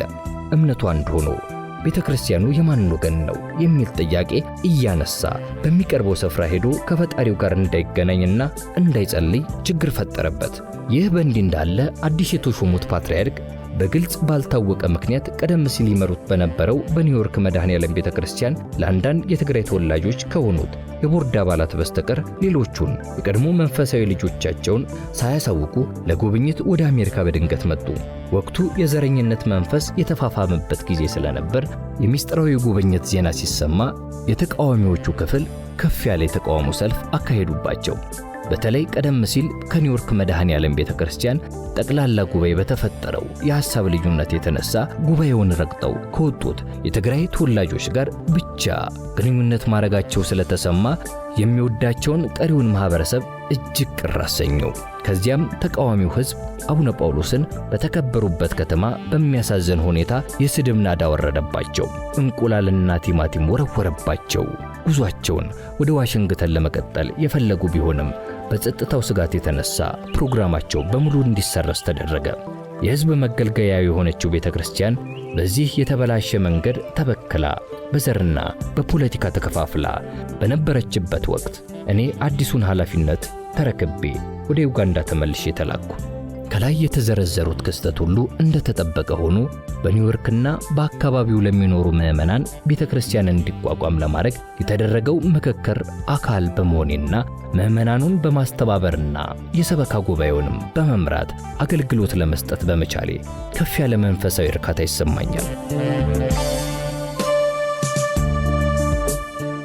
የዩጋንዳ ሹመት 8 ዓመታትን ኒውዮርክ ከቆየው በኋላ ጡረታ ለመውጣት 5 ዓመት ሲቀረኝ የተባበሩት የመንግስታት የልማት ድርጅት ተጠሪና የተባበሩት መንግስታት ድርጅት የበላይ አስተባባሪ በመሆን ተሹሜ ወደ ዩጋንዳ ዳግም ተላኩ። ይህንን ሹመት ለማግኘት ሂደቱ እጅግ ፈታኝ ነበር። የተባበሩት መንግስታት አመራር ለዘመናት የአንግሎ ሳክሰን የፈረንጆች የበላይነት የሰፈነበትና የሶስተኛው ዓለም ሰዎች በተለይ አፍሪካኖች በእኩልነት የማይታዩበት አሰራር ስር የሰደደበት ድርጅት እንደሆነ በብዙ መልኩ ይታይ ነበር። በተለይ አንዳንድ ሀገሮች በምቾታቸውና በውበታቸው የተነሳ ለፈረንጆች ሹመት ብቻ ተለይቶ የተመደቡ በሚመስል መልኩ ሁኔታዎች ሲመቻቹ ይታይ ነበር። ዩጋንዳ ከውበቷ የተነሳ ከአፍሪካ ሀገራት መካከል በተለይ ለአውሮፓውያኑ ከተመረጡ ሀገሮች መካከል አንዷ ሆና እንደተቀመጠች በተግባር ይታይ ነበር። ይህንን በመረዳት የሂደቱን ስልት በጥንቃቄ መከታተል ነበረብኝ። አንዳንድ ሰዎች የድርጅቱን ዋና አስተዳዳሪ በቀጥታ እያነጋገሩ ለሹመት ይመረጡ ስለነበር እኔም ሁኔታውን በዘዴ ለመቋቋም የመስመር ኃላፊዎችን አልፌ በቀጥታ አስተዳዳሪውን እንዳነጋገር ስለተመከርኩ ከዋናው አስተዳዳሪ ከሚስተር ዴሬፐር ጋር ቀጠሮ ያዝኩ። ከዚያም አንድ ቀን ጠዋት ከሥራ መግቢያ ሰዓት በፊት ቢሮአቸው ውስጥ ተገናኝተን ቁርስ ጋብዘውኝ ቁጭ ብለን እየበላን ማውጋት ጀመርን። ከዚያ ቀድሞ ስለሰራሁትና ወደፊትም ለመስራት ስለምመኘው ሥራ እንድነግራቸው ጠየቁኝ። ስላለፈው ሥራዬ አንኳሩን ገረፍ አድርጌ ዋናው አርዕስቴ የዩጋንዳ ጉዳይ ስለነበር ይህንኑ በማስረገጥ ስለ ዩጋንዳ ሰፊ ማብራሪያ ሰጠው። ቀደም ሲል በአስቸጋሪው በኢዲ አሚን መንግስት ዘመን ዩጋንዳ ውስጥ የሰራውበትንና የሀገሩ ችግር ምን እንደነበር ጠለቅ አድርጌ በመዘርዘር አሁን ሀገሪቱ የገጠማትን ተግዳሮት በማብራራት መፍትሄውንም ጭምር በማከል ሰፋ ያለ ገለጻ አረኩላቸው። ይህንን ያደረኩበት ዋነኛ ምክንያቴ በዩጋንዳ ለሚደረገው ሹመት ያለውን ሽኩቻና የሚሰራውን አሻጥር በመገንዘብ ስለ ሀገሩ በቂ ዕውቀት እንዳለኝና ለሀገሩም ችግር መፍትሄ ሊሆን የሚችል ራዕይ እንዳለኝ ለማስጨበጥ ነበር። አስተዳዳሪው ገለጻዬን በጥሞና ካዳመጡ በኋላ ጭራሽ ባልጠበቅኩበት ሁኔታ ታዲያ ለምን ወደ ዩጋንዳ ዳግም ተመልሰህ አትሄድም? ቦታውን ክፍት ነው አሉኝ። እኔም ቀበል አድርጌ የድርጅቱ ፍላጎትና የተከበሩ አስተዳዳሪ ፍቃዶ ከሆነ እኔ ኃላፊነቱን ለመውሰድ ዝግጁ ነኝ ስል ገለጽኩላቸው። ይህ ከተደረገ ደግሞ ውጤታማ ሥራ ለማስመዝገብ እንደምችል የምተማመን መሆኔን አሜሪካኖቹ በሚፈልጉበት የገለጻ አይነት ልበ ሙሉ ሆኜ ዝግጁነቴንና ብቃቴን አረጋገጥኩላቸው። እዛው ቢሮ ውስጥ እንዳለው ስልካቸውን ብድግ አድርገው የአይሪሽ ተወላጅ ለሆነው የፐርሶኔል ሹም ደውለው እኔን ቢሮአቸው ውስጥ እያነጋገሩ መሆናቸውን በመግለጽ ለዩጋንዳው ቦታ የሚመጥን ሆኖ ስላገኘሁት አንተም አነጋግረው ሲሉ ትዕዛዝ አስተላልፈው ወደሱ ላኩኝ። የፐርሶኔሉ ኃላፊም ከላይ የገለጽኩት የአሻጥር አካል በመሆኑ የአስተዳዳሪውን አስተያየት ለማጣጣልና አሻጥሩን ለማስቀጠል አስተዳዳሪው ዘንግተው ይሆናል እንጂ ለቦታው ከታጨ ሌላ ሰው አለ፣ ለአንተ ሌላ ቦታ ሊመቻችል ይችላል ሲል ስለ ዩጋንዳው ጉዞ ተስፋ እንድቆርጥ ለማድረግ ሞከረ። ነገሩ ስለገባኝ ብዙ ግራም አልተጋባሁም። ንግግሩን እንደጨረሰ ቢሮዬን ለቅቄ ወጣሁ። ይሁን እንጂ እሱና የሐሳቡ ተባባሪዎቹ የአስተዳዳሪውን ምርጫ በቀጥታ ለማጣጣል ስላልተቻላቸው ሌላ ማክሸፊያ መንገድ ወጠኑ። የኔንና የተቀናቃኝን ማንነት የሚያሳይ የሕይወት ታሪክ ወይም ሲቪ ለዩጋንዳ መንግሥት እንዲላክና ምርጫውን መንግሥት እንዲወስን እንዲያደርግ ሐሳብ አቀረቡ። እቅዳቸው ከሀገሩ ቁልፍ ሹማምንት ጋር አስቀድሞ ቀጥታ ግንኙነት በማድረግና በማሳመን የኔን ተቀናቃኝ እንዲመረጥ ተጽዕኖ ለማድረግ ነበር። ስለሆነም የአፍሪካ ቢሮ ምክትል አስተዳዳሪ የሁላችንም ታሪክ የሚያሳይ ሰነድ ይዞ ወደ ዩጋንዳ በመሄድ ምርጫውን እንዲያስፈጽም ተላከ። ያቀዱትን ነገር የተረዳሁ ቢሆንም እግዚአብሔር መከታዬ እንደሆነ ስለማውቅ አድራጎታቸው እምብዛም አላስጨነቀኝም። የዩጋንዳ መንግሥት የድርጅቱ ተጠሪ ሆኖ የሚሰየመው ሰው የሀገሪቱን ችግር በቀላሉ ሊረዳ የሚችል አፍሪካዊ በተለይም ከምስራቅ አፍሪካ ቢሆን ይመረጣል የሚል ቅድመ ሁኔታ አስቀምጦ ስለነበር እኔን መምረጡን በማያሻማ መንገድ አስታወቀ። ከዚያም በኋላ ምንም ማድረግ ስላልተቻለ እኔን ወደ ዩጋንዳ መላኩ የግድ ሆነ። ዩጋንዳ ስደርስ ምርጫውን በተመለከተ ስለተካሄደው ሽኩቻ በዝርዝር ሰማው።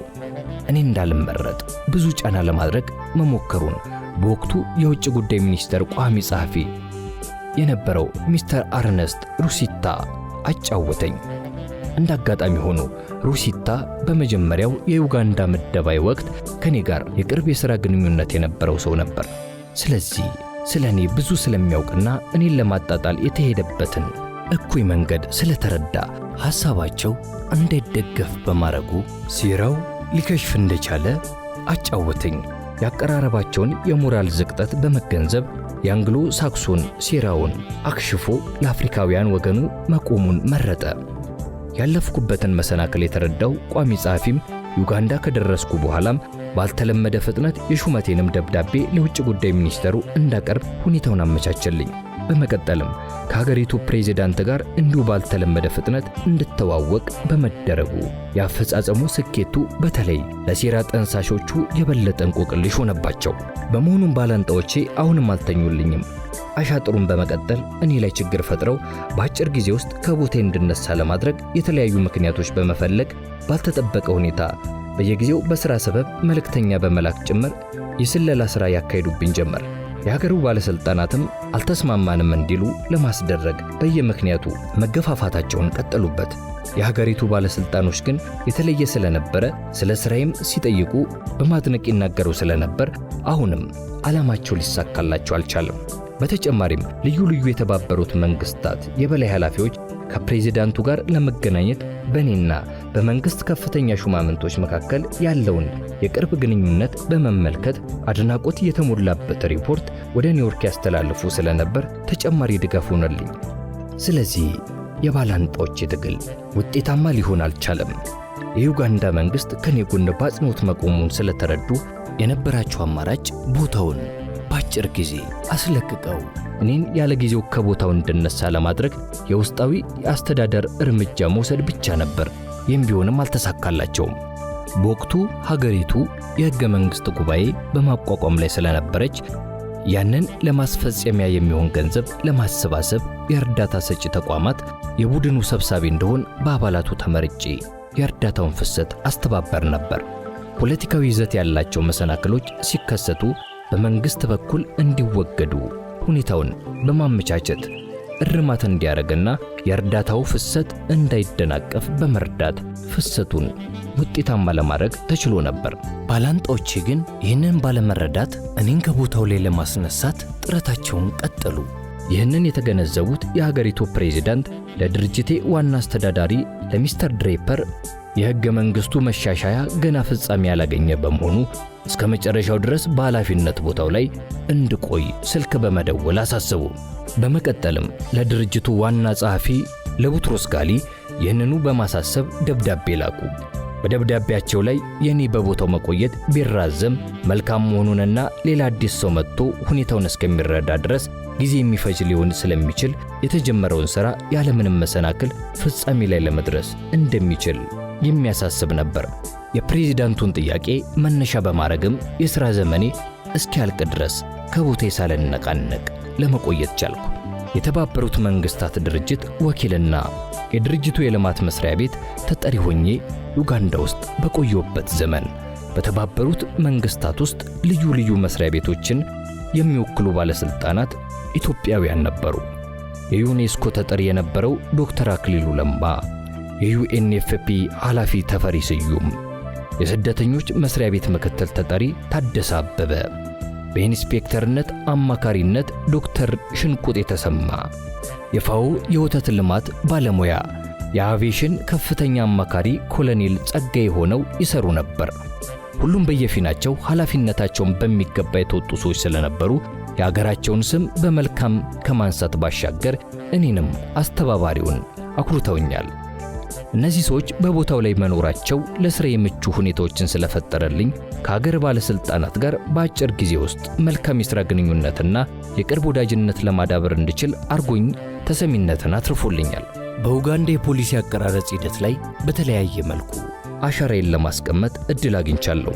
በተለይም በመንግሥትና በእርዳታ ሰጪዎች መካከል እንደ ድልድይ ሆኜ በማገልገል ሀገሪቱ ለዘረጋቸው የልማት ዕቅድ የሚያስፈልገውን ድጋፍ ለማግኘት ትችል ዘንድ በመንግሥት በኩል ሊመቻቹ የሚገባቸውን ሁኔታዎች በቀጥታ እያሳወቅኩ ለእርዳታው ሂደት አመቺ ሁኔታዎችን መፍጠር ችዬ ነበር። በዘመኔ ብዙ የመሠረተ ልማት ፕሮጀክቶች ተግባራዊ ሆነዋል። ዩጋንዳን በሁሉም አቅጣጫ ተዘዋውሬ ጎብኝቻታለሁ። በተዘዋወርኩባቸው ቦታዎች ባህልና ልማዳቸውን ለመመልከትና አብሬያቸው ለመደሰት ዕድል አግኝቻለሁ። አብዛኛውን ጊዜ የነበረው ጉብኝቴ ከፕሮጀክት ጋር የተያያዘ ስለሆነ እንግዳ አክባሪው ማህበረሰብ በየደረስኩበት ተሰብስቦ የሚቀበለኝ በባህላዊ ዘፈንና ጭፈራ ነበር። ታዲያ ሁሉም ጉብኝቶቼ በሀገሪቱ የዜና ማሰራጫ ተቋማት ይተላለፍ ስለነበር ስሜ በሀገሪቱ ውስጥ በሰፊው ታወቀ። እንዲያውም በአንዳንድ ቦታዎች የኛው ተሾመ የሚል የቁልምጫ ስም አሰጥቶኝ ነበር። ከሀገሪቱ የፖለቲካና የሃይማኖት መሪዎች ጋርም የቅርብ ግንኙነትና ወዳጅነት ስለፈጠርኩ ሁሉም የሚመለከቱኝ እንደ ሀገራቸው ሰው ነበር። እኔም ዩጋንዳን የማያት እንደ ሁለተኛ ሀገሬ ነበር። በተለይ በሁለተኛው ዙር የዩጋንዳ ቆይታዬ ከፕሬዝዳንቱ ቤተሰብ ጀምሮ እስከ ሌሎች ከፍተኛ የመንግስትና የሃይማኖት መሪዎች ጋር የቅርብ ወዳጅነት ስለነበረኝ እንደ አንድ የቤተሰብ አባል ነበር የሚመለከቱኝ። በዚያም የተነሳ ስለ ሀገሪቱ የምሰጠውን አስተያየት የሚያዳምጡት በቀና መንፈስ ነበር። በተለይ ከሀገሪቱ መሪ ፕሬዝዳንት ሙሴቬኒና ከባለቤታቸው ከክብርት ጄኔት ሙሴቬኒ ጋር የነበረኝ ግንኙነት ቅርብ ነበር። አልፎ አልፎ ብርቱ ችግር የሚያጋጥማቸው የሀገሪቱ ባለሥልጣናትም እንኳን ይህን በመገንዘብ ፕሬዝዳንቱን ስለነሱ ችግር እንዳነጋገረላቸው ጭምር ይጠይቁኝ ነበር። ፕሬዝዳንቱን በፈለኩ ጊዜ ስልክ ደውዬ ለማነጋገር አሊያም ቤተ መንግሥት ድረስ ሄጄ ለማግኘት ለኔ አስቸጋሪ አልነበረም። ይሁን እንጂ ይህን ወዳጅነቴን አክብሬ በጥንቃቄ ነበር ያስኩት። ፕሬዝዳንት ሙሴቬኒ ወግ የሚያውቁ ግልጽና ቀልደኛ ሲሆኑ ብዙም የመኮሳተር ልምድ የሌላቸው ሰው ናቸው። እንግዳ የሚቀበሉት አብዛኛውን ጊዜ ቤተ መንግሥቱ ግቢ ውስጥ በተጣለ አነስተኛ ድንኳን ውስጥ በነጠላ ጫማ ሆነው ዘና በማለት ሲሆን እንግዶቻቸውን የሚያስተናግዱት ሻይ ቡና ወይም የአትክልት ጭማቂ በመጋበዝ ነበር። ከኔ ጋር ብቻችንን ስንገናኝ ስለ ኢትዮጵያ ጊዜያዊ ሁኔታም በሰፊው እንወያያለን። ለምሳሌ ኢህአዴግ ስልጣን እንደያዘ የኤርትራ የመገንጠል ሐሳብ በተፋፋመበት ወቅት ስለ ሁኔታው ከፕሬዝዳንቱ ጋር በሰፊው ተወያይተናል። በግላቸው የመገንጠሉ ጉዳይ ስላልተዋጠላቸውና ከመለያየት ይልቅ አንድ ሀገር ሆኖ መቆየቱ ኃይል እንደሚሆን ስለሚያምኑ ጠቅላይ ሚኒስትራቸውንና የገዢ ፓርቲ ተቀዳሚ ምክትል ሊቀመንበር የሆኑትን ሚስተር ካቲጋያን በሚስጥር ወደ አዲስ አበባና ወደ አስመራ ልከው ሁለቱን መሪዎች እንዲያነጋግሯቸው አድርገዋል። የተገነጣጠለ ሀገር ከመምራት ይልቅ ጠንካራ የሆነ የተዋሃደ ሀገር መምራት ለሀገሪቱም ሆነ ለቀጠናው የሚበጅ እንደሆነ ጽኑ እምነት ነበራቸው። በመሆኑም ይህንኑ ለማስገንዘብ ብሎም የሀገሪቱን አንድነት ጠብቀው እንዲቆዩ ለማስቻል ለሁለቱም መሪዎች የሰጡት ምክር ተቀባይነት ሳያገኝ በመቅረቱ በጣም አዝነው ነበር። በሌላ ጊዜም በአንዳንድ የሀገራችን ክፍሎች ዘርና ቀለም ላይ ያነጣጠረ ጭፍጨፋ እየተካሄደ መሆኑን ሲሰሙ ሁኔታው ስላሳሰባቸው በኤምባሲያቸው በኩል ጉዳዩን በቅርብ ይከታተሉ ነበር። በጠቅላላው የኢትዮጵያ አንድነትና የሕዝቦቿ ተስማምቶ በፍቅርና በሰላም መኖር ለአፍሪካ ሰላም ጭምር ጠቃሚ እንደሆነ በብርቱ የሚያምኑ መሪ ናቸው። የዩጋንዳው መሪ ቀልደኛም ናቸው።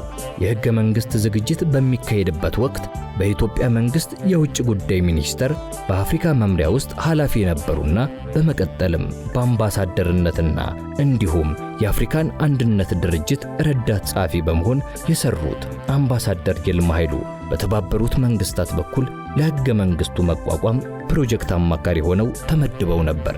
አንድ ቀን እሳቸውን ከፕሬዚዳንቱ ጋር ለማስተዋወቅ ወደ ቤተ መንግሥት ይዣቸው ሄድኩ። ከደረስም በኋላ በድርጅቱ ለአማካሪነት ተመድበው የተላኩ መሆናቸውን በመግለጽ አስተዋወቅኳቸው። ፕሬዚዳንቱም በአፍሪካ አንድነት ስብሰባዎች ላይ አምባሳደር ይልማን ያዩአቸው እንደነበር በማስታወስ በደስታ ተቀበሏቸው። ጨዋታችን እየደራ ሲሄድም በድንገት በነገራችን ላይ አምባሳደር ይልማ ሀገር ውስጥ ዲሞክራቲክ ምርጫ ተደርጎ አያውቅም። አንተ ስለ ዲሞክራሲ ምን ያህል የላቀ ልምድ ኖሮህ ነው ኤክስፐርት ሆነ የተላከው በማለት ኢትዮጵያን ገረፍ በማድረግ ተሳለቁባቸው። በሌላ ጊዜ ደግሞ የህንድ ተወላጅ የሆኑት ዩኤንኤፍፒ የበላይ ኃላፊ የኤችአይቪ በሽታን ስርጭት በተመለከተ ከፍተኛ ጉባኤ ላይ ለመካፈል ወደ ካምፓላ ዩጋንዳ መጥተው ስለነበር ጉባኤው ከመሰራቱ በፊት ፕሬዚዳንቱን የማግኘት ፍላጎት ስለነበራቸው ወደ ቢሮአቸው ይዣቸው ሄድኩ። ፕሬዚዳንቱም በክብር ተቀበለውን በኮንፈረንሱ አዳራሽ ጎን ወደሚገኘው ልዩ ቢሮአቸው ይዘውን ገቡ። ወደ ውስጥ ከዘለቅም በኋላ ቁጭ በሉ አሉንና እሳቸው ወደ ሌላ ክፍል ገባ ሲሉ ድንገት ዙር ብለው በጣታቸው አንዱን ወንበር በማሳየት ያኛው ነጭ ወንበር የትልቁ ሰውዬ ስለሆነ እዚያ ላይ ብቻ እንዳትቀመጡ ተጠንቀቁ እንጂ ሌላው ላይ እንደየፍላጎታችሁ መቀመጥ ትችላላችሁ በማለት በተለመደው ቀልዳቸው እንግዳዋን ፈገግ አስደረጓቸው።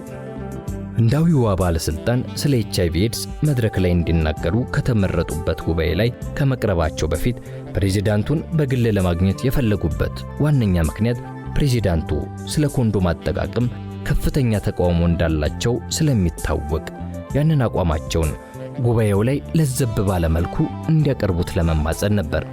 በጉዳዩ ላይ በሰፊው ከተከራከሩበት በኋላ ፕሬዚዳንቱ ሙሉ በሙሉ ባላምነበትም በአንዳንድ መንገድ ጠቃሚነቱን ተረድቻለሁ ሲሉ የተሰማቸውን ገለጹላቸው። እንዳሉትም ስብሰባውን ሲከፍቱ ታዳሚዎቹን ስለ ኮንዶም ያለኝን አቋም ሁላችሁም ታውቃላችሁ። አሁን ግን እኚህ የዩኤንኤፍኤ ባለስልጣን ወይዘሮ አስተሳሰቤን እንድለውጥ አድርገውኛል። በመሆኑም አሁንም ቢሆን ቅድሚያ ሊሰጠው የሚገባው መታቀብ ለመሆኑ ያለኝ ጥኑ እምነት እንደተጠበቀ ነው። በመሆኑም ፍጹም አስፈላጊ ሆኖ ሲገኝ ግን ኮንዶም እንደ አማራጭ መጠቀሙ ጠቃሚ ሊሆን ይችላል የሚለውን አስተሳሰብ እንድቀበል አድርገውኛል ሲሉ የታወቁበትን ጠንካራ ተቋሟቸውን ማለዘባቸውን በማብሰር የጉባኤውን ተካፋዮች አስፈነደቋቸው። ይህን በማድረጋቸው የሀገሩ የዘርፍ ባለሙያዎች የፕሮግራሙን ትግበራ በግልጽ ለማስፈጸም እንዲችሉ ረቷቸዋል። ሌላ የማይረሳኝ አንድ የቤተ መንግሥት ገጠመኝ ደግሞ አለ። አንድ ምሽት ፕሬዚዳንቱን ለማግኘት ወደ ቤተ መንግሥት ሄጄ ቀድሞኝ የገቡት እንግዳ እስኪወጡ ድረስ ማረፊያ ክፍል ተቀምጬ ተራዬን መጠባበቅ ጀመርኩ።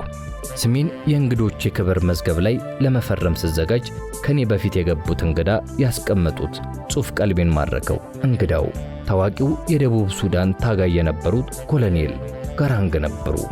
መዝገቡ ላይ ስማቸውን ከጻፉ በኋላ አድራሻ ብለው የሰጡት ትልቁ ዛፍ ስር የሚል መሆኑን ስመለከት ከፍተኛ ግራሞት በልቤ ላይ ያጫረብኝ።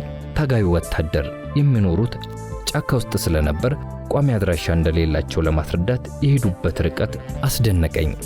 ተራዬ ደርሶ ወደ ውስጥ ስዘልቅ የታጋዩን አባባል ለፕሬዚዳንት ሙሴቪኒም ነገርኳቸውና እሳቸውም በአባባላቸው ተገርመው የሰው አይነቱ ብዙ ነው አሉ።